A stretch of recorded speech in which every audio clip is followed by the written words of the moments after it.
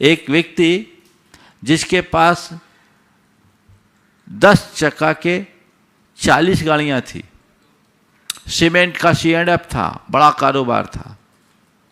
अब उस आदमी के मन में धुन चढ़ी, उसने बैंकों से रुपए ले लिए और बढ़ा लिया अपना कारोबार।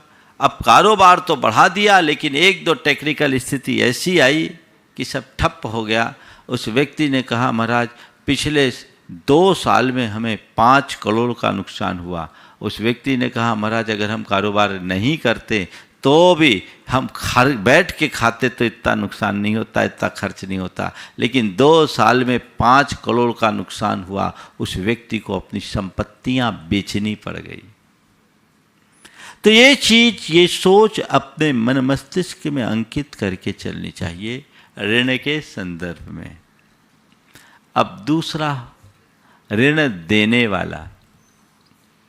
ऋण कौन देता है? जो समर्थ हो। सबसे पहले तो मैं ये कहूँगा कि ब्याज लेने देने का धंधा ही मत करो। ये धंधा बहुत अच्छा धंधा नहीं है, क्योंकि इसमें जब मनुष्य लोभ लाभ के गणित में फंसता है तो कहीं ना कहीं उसकी वृत्ति सामने वाले के शोषण की हो जाती है। फिर भी मुझसे एक बार एक सवाल किया किसी ने कि महाराज जी, मुस्लिम कम्युनिटी में सूदखोरी को गुनाह माना जाता है, पर जैनियों के यहाँ ब्याजखोरी का धंधा बहुत होता है, आप इस पर क्या कहेंगे? मैंने उससे कहा, देखो भाई, 2 दृष्टियाँ हैं, एक शोषण और सहयोग की। जहाँ तक शोषण का सवाल है उसमें ब्याजखोरी क्या, हर उस धंधे को जैन धर्म में निषिद्ध कहा गया है जिसमें किसी भी प्रकार का शोषण हो। लेकिन अगर ब्याज की बात करते हैं तो उसमें कहीं सहयोग की भी भावना है। सहयोग की भावना है कि भाई किसी को ज़रूरत है, आपके पास सरप्लस है, उसने आपको रुपया दिया, आपने उसके एवज में उसे एक ब्याज के रूप में कुछ दिया जिससे उसका काम चल गया, तो इसमें दोनों का काम चलता है। अब मान लीजिए कोई व्यक्ति रिटायर है, उसके लिए और कोई वृत्ति का साधन नहीं है, उसने अपना पैसा किसी को दिया, किसी के पास सरप्लस पैसा उसने दिया, तो इसे मैं सर्वथा गलत नहीं कहता। लेकिन कब? जब तुम्हारी नीति और नियत सही हो तब।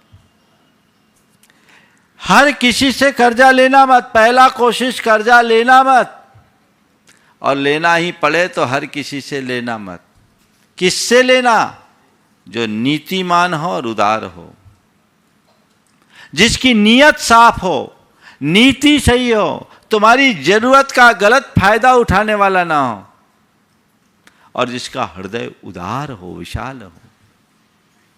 कल तुमने उससे पैसा लिया तो तुम्हारा पैसा वसूलने के लिए यदि वो तुम्हारी छाती पर मूंग दलने वाला हो तो ऐसे व्यक्ति से दूर रहना। लठ के बल पर तुमसे पैसा वसूलने वाला हो तो ऐसे व्यक्ति से कभी पैसा मांगने की कोशिश मत करना, क्योंकि वो तुम्हें सड़क पर ले आएगा, तुम्हारा घर मकान बिकवा देगा। ऐसे व्यक्ति से कभी कर्ज लेना ही नहीं। जो जरूरत से ज्यादा ब्याज वसूलता है वो इंसान नहीं, वो तो एक प्रकार का कसाई है जो आदमी को चूसता है। आजकल बहुत सारे लोग ऐसे हैं जो उल्टी सीधी रकम ऐंठते हैं ब्याज के बल पर, मूल से कई गुना ब्याज हो जाता है। अभी एक व्यक्ति ने बताया कि जरूरत पर किसी से 60,000 रुपया लिया और उसने कहा भैया 4 महीने में तुम्हें 1 लाख देना होगा। अब बताओ, 60,000 रुपये का 4 महीने में 1 लाख, ये अनीति है कि नहीं है? ये घोर शोषण है। और ऐसे आदमी के साथ दूरी रखो, कभी ऐसे व्यक्ति के पास जाना नहीं, और जाओ तो ऐसे व्यक्ति के पास, उदार व्यक्ति के पास जाओ कि कदाचित देख लें तुम्हारी परिस्थिति खराब हो तो तुम्हारे कहे बिना वो तुमसे कह दे भैया कोई बात नहीं, चिंता मत करो, धीरे धीरे जब होगा तब चुका देना, ब्याज मैं तुम्हें छोड़ता हूँ, तुम धीरे धीरे कर लेना। ऐसे उदार व्यक्ति का सहयोग अगर लोगे तो फलेगा। लोग बोलते हैं महाराज जी आजकल जो उल्टा सीधा रकम लेते हैं, ब्याज ऐंठते हैं, उनका पैसा तो चूक जाता है, और जो बिल्कुल कम तरीके से लेते हैं, जेन्युइन ब्याज लेते हैं, उनका पैसा लोग पचा लेते हैं। माने सब लट्ठे के भरोसे चलते हैं। गलत। कई लोगों का तो ये धंधा ही है ब्याज पे रुपया लेकर के ब्याज में रुपया देना। ये सब चीज़ें ठीक नहीं है, ये व्यापार उचित नहीं है, इससे बचना। मैंने इस संदर्भ में अपने विचार अनेक बार प्रकट किए, आज अधिक विस्तार नहीं करूँगा। लेकिन सरप्लस हो तो दो, लेकिन तभी दो जब तुम्हारा हृदय बड़ा हो, विशाल हो। पैसे से ज़्यादा मनुष्य को इंसानियत को महत्व देना चाहिए। तुम्हारे द्वारा जोड़ा गया पैसा ही छूट जाएगा। इंसानियत को महत्व दो, नहीं तो तुम उस पैसे को कमा जरूर लोगे, भोग नहीं पाओगे। दुनिया में बहुत ऐसे लोग हैं जिनने अनाप शनाप पैसे कमाए लेकिन जीवन में उसे भोगा नहीं। 10 प्रकार की बीमारियों से जकड़ गए, अब वो सब कुछ देख करके संतोष कर रहे हैं, भोगने का सौभाग्य नहीं मिल रहा। तो ऋणदाता वही हो जो उदार हो, नीतिमान हो, धर्मनिष्ठ हो, परोपकार की भावना से भरा हो। लेकिन ऋणदाता कितना ही उदार क्यों ना हो, ऋण लेने वाले को सदैव वफादार बनना चाहिए। उसे ऋण चुकाने के लिए तत्पर रहना चाहिए, तत्पर। हर स्थिति में मुझे ऋण चुकाना है, मेरे ऊपर ये बहुत बड़ा कर्ज है, यहां नहीं चुकाऊंगा तो न जाने कितने जन्मों तक मैं इनका कर्जदार बना रहूंगा। ये मन में भाव होना चाहिए। ऐसा मत समझना कि ये दुनिया से मैं चला गया तो मेरा कर्ज बचा है, खत्म हो गया। नहीं, कर्ज तो तुम्हें चुकाना पड़ेगा, और न जाने उसका कितना मोल चुकेगा, कितना ब्याज चुकेगा। इसलिए अगर तुमने ऋण लिया है तो जो ऋण चुकाने वाला होता है वो जब तक अपना कर्ज न चुकाए तब तक उसे भूलता नहीं। ऋण चुकाना है, मैंने लिया है तो देना है। जिस मुसीबत में उसने मुझे साथ दिया, अब ये मेरा धर्म होता है कि मुझे उसे चुकाना है। हर स्थिति में मुझे चुकाना है, जब तक चुकाऊं नहीं तब तक मुझे चैन से नहीं बैठना है। मेरे संपर्क में एक व्यक्ति, जिसको अपने बेटे के लिए कारोबार सेट करने के लिए कुछ पैसा लेना पड़ा। जब उनने पैसा लिया तो उस समय उनके पास संपत्ति भी थी।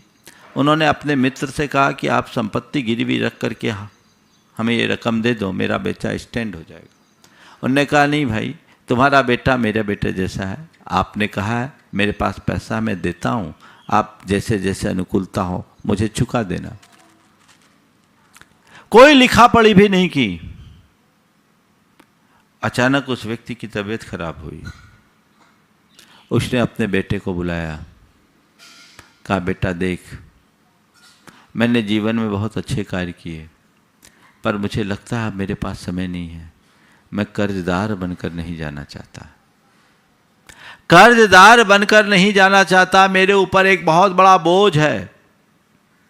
इतने वर्ष हो गए, सामने वाले ने आज तक हमसे कुछ कहा नहीं, लेकिन तुम उसे आज तक चुका नहीं पाए। मुझे इस बात का बड़ा दुख है, तुम्हें इस बोझ को उतारना है। अब मैं चाहता हूँ कि इस समय मेरी जो ये संपत्ति है मैं उनके नाम कर दूं। बेटे ने कहा, बेटे से पूछा तुम्हारी क्या राय है? बोले पिताजी बिल्कुल मैं भी चाहता हूँ आपके सिर पर कर्ज न हो, आपका आशीर्वाद हो, मैं सब कुछ कर लूँगा, ये काम कर लेता हूँ। उसने उस व्यक्ति को बुलाया। आप सोच के आश्चर्य करेंगे कि आज भी ऐसे उदाहरण है। उसने अपने मित्र को बुलाया, उसके प्रति आभार व्यक्त किया कि आपका बहुत बड़ा साथ था और उस साथ के कारण मेरा बेटा आज कम से कम काम काज के लायक हो गया, लेकिन मैं इतना समर्थ नहीं बन पाया कि आपका पैसा चुका पाता। पर मैं अब चाहता हूँ कि मैं कर्ज से दब कर इस दुनिया से न जाऊँ, इसलिए आपसे हाथ जोड़कर विनती है, ये संपत्ति आप ले लीजिए। सामने वाले ने कहा ऐसी कोई बात नहीं। बोले नहीं, मैं कर्ज चुका कर जाऊंगा, ऐसे नहीं जाऊंगा, आपको लेना पड़ेगा। अगले ने उस संपत्ति को अपने नाम लिया और साथ ही साथ बेटे से कहा बेटा ठीक, तुम्हारा जब तक अल्टरनेट न हो जाए तब तक उसे खाली करने की जरूरत नहीं है, संपत्ति मेरी है, यह तेरी बात एक है, लेकिन आज तेरे पिता के आदर्श ने मुझे अंदर से नम्रीभूत कर दिया है, अभिभूत कर दिया। मैं आपसे पूछता हूं, है आपके अंदर ऐसा दिल? अगर किसी से लिया है, नहीं मांग रहा है तो पचा जाओ। अरे नहीं मांगने पर बचाने की बात तो दूर है, सामने वाला मांग मांग कर हार रहा है तो भी देने की नियत नहीं। ऐसे लोग 7 जन्मों तक दरिद्र होंगे।